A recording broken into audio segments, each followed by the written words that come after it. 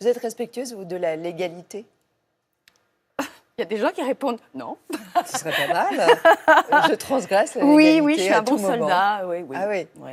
Vous êtes une femme d'ordre? Alors là, quelqu'un m'a offert un bouquin sur le rangement. Donc en ce moment, j'ai une espèce de rangite aiguë. Je fais des sacs poubelles tous les jours. Mais oui, on va dire oui quand même. Oui. La perruche, c'est vous la perruche? Ça peut être moi, c'est moi, c'est pas moi. Mais en tout cas, oui, la métaphore de l'oiseau qui se libère et qui sort de sa cage s'applique à C'est pas moi. le perroquet, tout va bien. Oui, c'est ça. Alors là, évidemment, on parle de la pièce au Théâtre de Paris en ce moment. Vous êtes donc à l'affiche avec Ariel Mallet. Et c'est l'histoire d'un couple qui se déchire. C'est un couple. Au départ, quand le rideau s'ouvre, il n'y a pas de rideau Ça a dans ce l'air de bien théâtre. se passer. Oui, ben voilà, ils attendent des amis à dîner, la table est mise, ils sont endimanchés, ils regardent la télé, tout va bien. Une soirée parmi tant d'autres, ils sont mariés depuis 20 ans. Et en fait, ces amis appellent, ils ont été cambriolés, enfin le mari appelle pour dire qui. Et comme par hasard, il n'y a que les affaires de la femme qui ont été volées. Et on met un certain temps, mais moi je m'en rends compte avant mon mari, on met un certain temps à réaliser que, j'ai mis une hypothèse que peut-être en fait ils n'ont pas été cambriolés, mais que peut-être qu'elle l'a quitté. Et de là découle toute une série de règlements de compte entre nous, avec beaucoup de rebondissements. Elle est très, très bien. Qu'est-ce qui vous a convaincu de jouer cette pièce? Parce que des pièces sur des couples qui se séparent, il y en a des milliers. Il y en a des milliers, mais celle-là, franchement, cette auteure, Audrey Chebat, elle a réinventé... Enfin, les bons auteurs, ce sont ceux qui réinventent un thème éculé. Et il y a...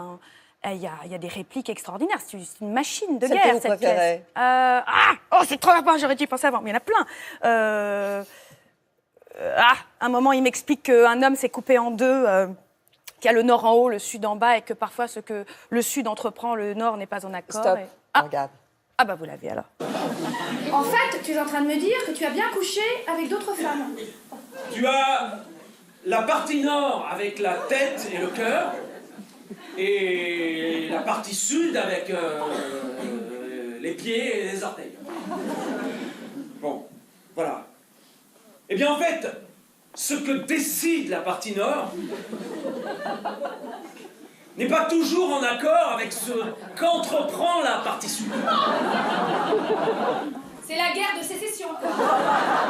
Eh bien oui, en gros, c'est un peu ça, oui. Comme s'il y avait deux corps d'armée. Voilà, exactement. Et je veux que tu saches que le Nord a toujours gagné la guerre.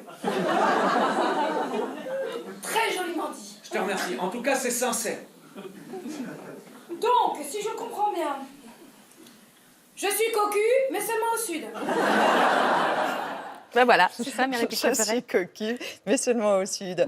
Vous jouez une femme qui est au foyer, qui subit un peu la routine. L'usure du couple au bout de 20 ans, c'est inévitable? Je ne peux pas vous dire, je n'ai jamais passé 20 ans avec un homme. Je n'en ai pas l'expérience. Je n'en ai pas l'expérience, j'aime bien parler de ce que je connais.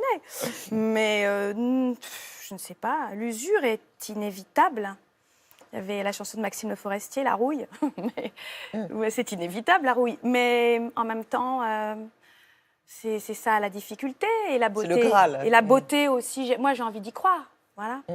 À un moment, ce sera plus possible de passer 20 ans avec le même homme puisque je n'aurai plus le temps. Mais voilà, j'y Ça crois va, encore. ça va avoir de la marge. Alors, ce qui est extraordinaire, c'est que c'est pas du tout un mystère, c'est pas un secret.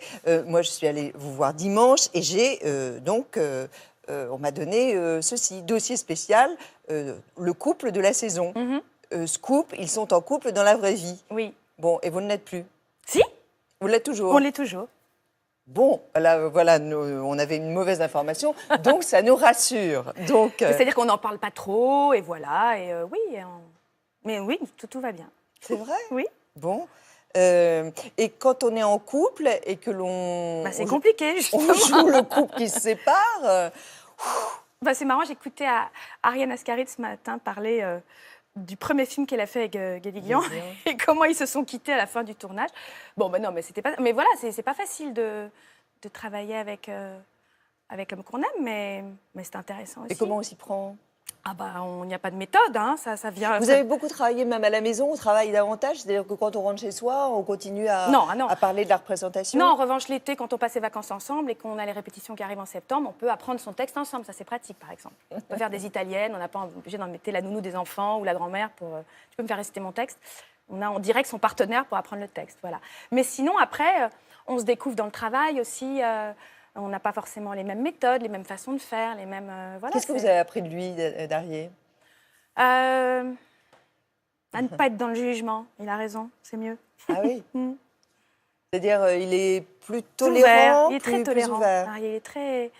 C'est quelqu'un qui a une capacité, un don pour ça. Il n'est jamais dans le jugement, en fait. Il porte un regard sur les gens et les choses, plein de curiosité et de tolérance, et il essaie toujours de comprendre, en fait. Il ne plaque rien dessus. Voilà. Bien sûr, le public est très porteur, les applaudissements, les rires. Qu'est-ce que c'est une mauvaise représentation? Quand le public, parfois, moi j'entends les comédiens dire « le public était mauvais ce soir ». C'est quoi ça? C'est pas vous qui êtes mauvais dans ces cas-là? J'ai une théorie, le public du vendredi soir est très étrange. C'est-à-dire? Je ne sais pas pourquoi. Et c'est pas la première fois. C'est un public plus calme, mais plus à l'écoute. Alors, il nous donne pas ce qu'on a l'habitude d'avoir, mais au final, il nous le rend bien. On va dire ça comme ça. Mais non, pour moi, une mauvaise représentation, c'est une représentation où moi, je ne m'amuse pas, où moi, c'est poussif, où pour le coup, je fais mon travail. C'est-à-dire, je ne suis pas inspirée, je n'ai pas envie d'être là. Et pourtant, il faut faire Vous son vous travail. surprenez pas? Je m'oublie pas, en tout cas. C'est ça qui me plaît. Ce qui plaît, c'est quand... Le lâcher prise. Oui, totalement. Quand on dit il y a des choses qui viennent qu'on n'a pas pensé. On n'est pas dans l'observation de soi. Quelle est la personne de votre connaissance qui peut vous déstabiliser en sachant qu'elle est dans la salle?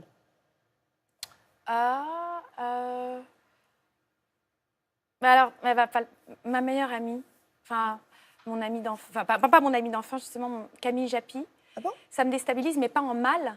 Ah ouais. C'est-à-dire, je l'aime tellement. Ah ouais? Vraiment, vous l'aimez? Vous êtes sûre qu'elle vous aime? J'espère. Bon. Que du coup, quand elle est là, j'ai tellement envie qu'elle aime que ça Ouais. me déstabilise. Ouais.